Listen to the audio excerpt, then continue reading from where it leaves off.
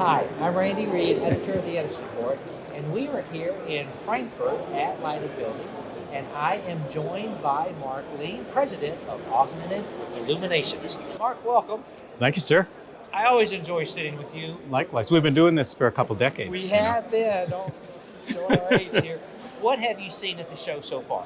I have seen a validation of a mature market. The marketplace in the US clearly has matured and the innovation has slowed. I wondered globally if that was the case, and of course we didn't have the opportunity because of that damn COVID right before. But now that we're back in this place, I got a chance to see what the rest of the world is doing. And it's just validation that the United States is in the same position as the rest of the world. We have a mature LED market. There's not a tremendous amount of innovation. There's a lot of incremental change, and some of it's very interesting, but not a tremendous amount of innovation that I have seen. And I've walked every hall. We used to have different sources.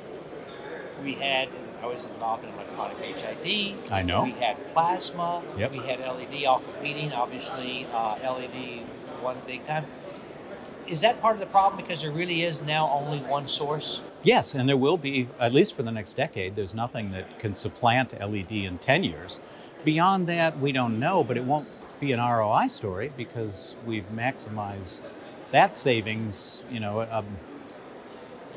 to the point where any of the fast return on investments will be gone with a new source. So there has to be some other benefit to it. Could it be a light and health story? Absolutely, it could. It can definitely be a light and health story. And are you seeing much light and health? Yeah, it's interesting. Not as much as the last light and build. Really? 4 years ago? Yeah. You're seeing less. Yeah. That is surprising. I know. They had a hall that was light and health. I mean, it was seemed to be the primary focus. And at that time, I went into every booth that had a sign that said light and health. And I asked them how they substantiated any of the claims. And that's why they're not back. And that's why they're not here. I didn't mean to shame them, but I wanted to learn. What I heard consistently was, we will get the right person for you. They'll be back, but nothing there. Or I heard, we had a university study, and I said, how many people were involved? Well, there were 6 beds, and I'm like, okay, that's not a significant statistical number. So there wasn't much to it other than the desire. And here I see much less. I see the term human-centric lighting more than circadian, which I thought was interesting. But I saw circadian as well. So people are alluding to it. Tell our audience the difference between circadian and human-centric lighting. The terminology has advocates on both sides. So there was a human-centric lighting committee, although I was on it, but I haven't heard from them in quite a while. So this is the one Bud Brainerd runs? No, Stan Willerchek ran it. Okay. He founded it, and he handed it off to a gentleman who I believe was working at a university somewhere, who took it over pretty aggressively, but then it's kind of fallen away. I haven't heard anything lately. But part of the industry seems to want, and I don't know that they're not synonymous. They may be synonymous. Okay. But part of the industry really wants not to call it human-centric. Maybe because it has applications beyond humans, plants and animals and such things. And so there actually seem to be a pretty strong, it's like smart lighting. There's people who want to call it smart lighting and people say lighting's not smart. And they bristle, Well, I heard the term smart cities, and somebody explained, I used the term, they said, no, you want to say smarter cities. Because you're never going to truly have the smart city. It's always going to be evolving. You just want them to continue to get smarter. See, those are the nuances of terminology I take no issue with. Let them go. I can live with either one, yeah. But that was one thing I noticed. But there's not a lot of it here. Now, sustainability is the same thing. There's a tremendous amount of booths with greenery, and some have a horticulture story. And so they're telling their horticulture story.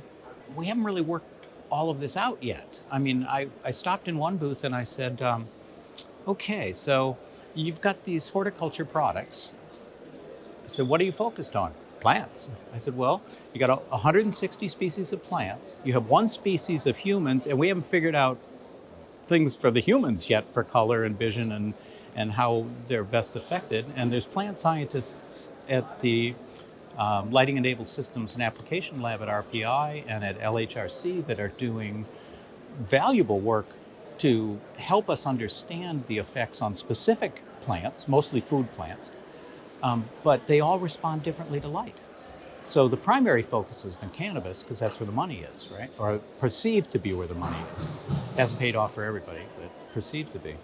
But we really haven't identified this, and it's true of animals. There's some people here that have biodiverse fixtures targeted specifically for fox and bat and frogs and they say frogs don't like green or whatever.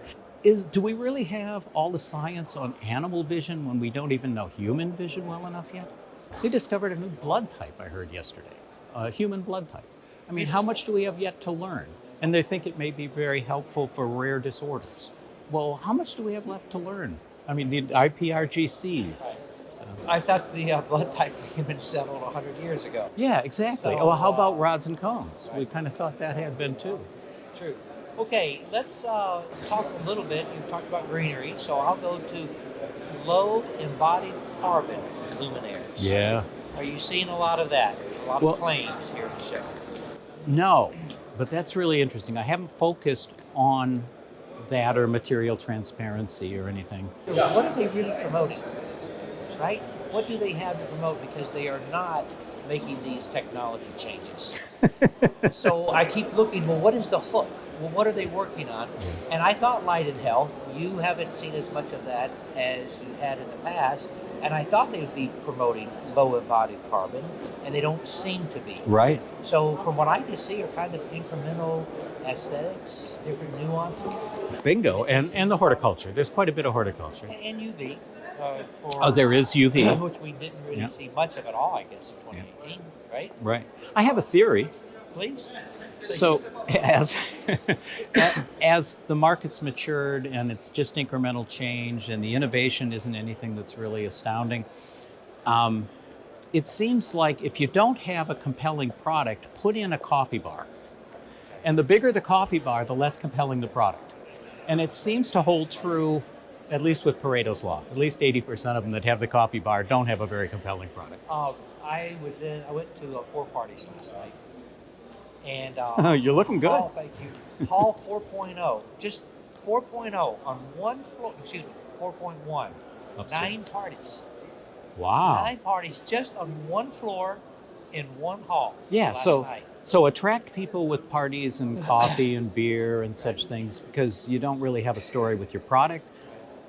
That's kind of telling. It's relationships, and they're building the relationships. All important. Which are really needed, I guess, if you don't have a lot of products. Mm-hmm. New products. Okay, so you don't see anything really coming new. Well, no, I didn't say in that. Years. I saw carbon fiber exterior lights. Okay. And I asked a what is that? Carbon fiber? Like the carbon fiber that's used on cars. It's extremely strong. It's expensive. So why do you need that in lights? The claim that they're making is it's invulnerable to all elements. So salt spray, which is always been an issue. There's some companies that make polymer fixtures. Right. They're also expensive, but carbon fiber, I had not seen that material used. So I asked around a little bit, and I asked a colleague from one of the testing labs in the U.S. if he tested anything with carbon fiber. He never had seen it. And I asked a few of my colleagues who I respect for their knowledge and breadth of the industry, and they hadn't seen it. So that one stood out to me. I did lighting design for quite a while, and it was always tough to find something in those coastal areas that wouldn't deteriorate quickly or in nanatoriums and things like that. Okay, so that's one thing that you've seen. Mm-hmm. Have you seen any other products that caught your attention? Many, but it was for their design. And the other thing that I've noticed, and I think this is a compelling part of the story for me, is the evolution of LEDs is very evident now in that initially LEDs and our luminaires and our sources mimicked previous sources. And we had discussions about this early on. That's the quickest way to market, right? Because you already build a shoebox, just shove the LEDs in there, right? But ultimately, the LEDs are a very unique source. They're much smaller. They're capable of getting even smaller than they are now. and they could integrate into other trades very well. So where's it going to go? Well, here you can see it. Now I saw a wonderful chandelier in the residential hall, 6 I think it was. And it's large leaded crystals, probably 4 inches around, faceted top and bottom, kind of like a diamond, but cut it at the end. And they had a very slim chrome metal rim containing it, and the chrome metal had totally inconspicuous LEDs that were edge lighting the crystal, and enough light, because of the facets, came out top and bottom to make it actually functional as well as aesthetically pleasing. It was very clever. But these linear small shapes are something you couldn't have done with any of our previous sources. So now it's starting to evolve, and we're in 3rd generation of the exterior lights. I'm going to be speaking at Street and Area next week, right? So this is very timely for that. A lot of solar here. And integrate, some of it is big and clunky, and the wind loading would be a disaster, but much of it isn't. Much of it is a thin layer of solar over the top of very thin LED fixtures, so the EPA isn't affected, and you're still generating solar energy. I've seen some nice poles. They have it wrapped around the pole. Mm-hmm. And with the advances in solar paint, which you can buy now and paint on, it's generating electricity as well. Yeah, some people are painting metal buildings and sheds, and it's generating the electricity from the paint. The efficiency is only at about 13% or so right now, but it's increasing.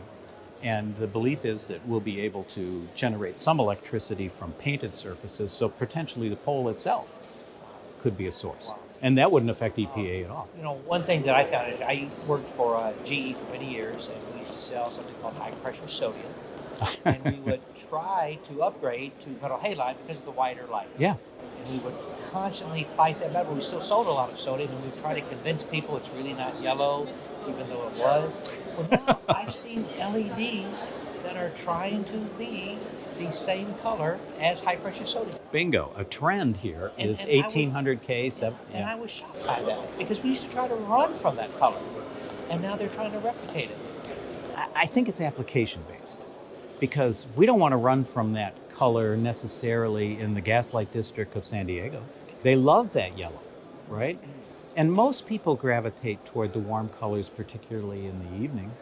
True. So I like the concept, but for many applications, like I did redesigns of factories that had high pressure sodium. And because you were taking them out? Absolutely. Or I was supplementing them with metal halide to make it less expensive and to at least alter this and get some white lighting in there.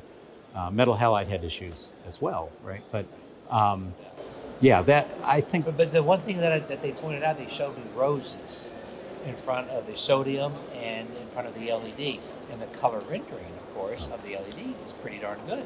Oh yeah. So now, yeah. So now you can kind of have that sodium color, but it's not that dark. I think sodium is 22 CRI.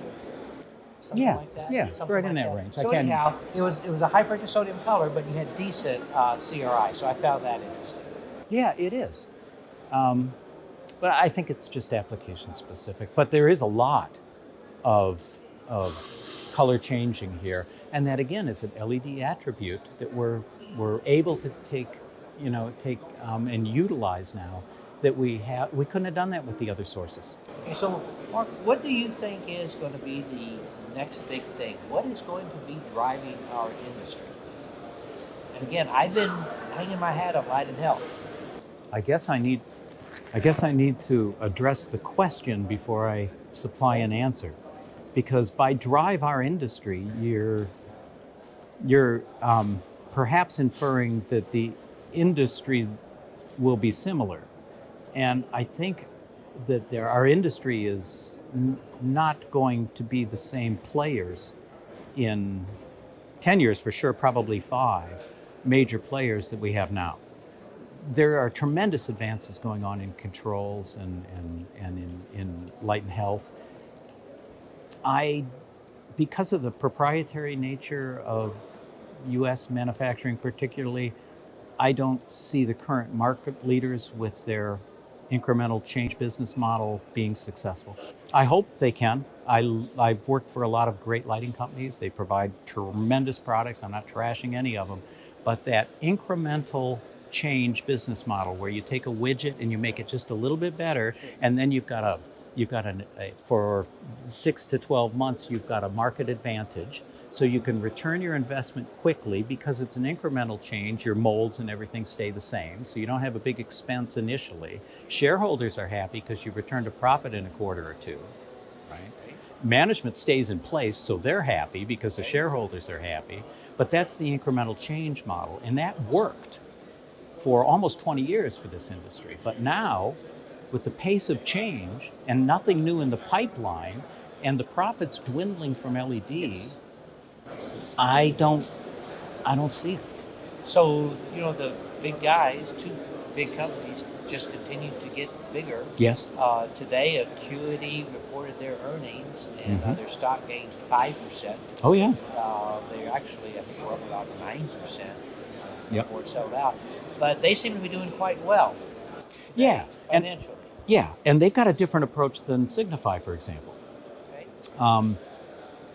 Signify, at least externally, because obviously I don't work for Signify, but externally it seems like they are throwing things all over and seeing what sticks, right? And they've got the toe in medical and everything else. Acuity seems more pure lighting. I mean, they used to do the laundry and stuff. I'm sure you remember that, one of us will phone you, but they're pure lighting. And they are acquiring some interesting companies that are helping them to grow, and a lot of the companies are disappearing. Okay.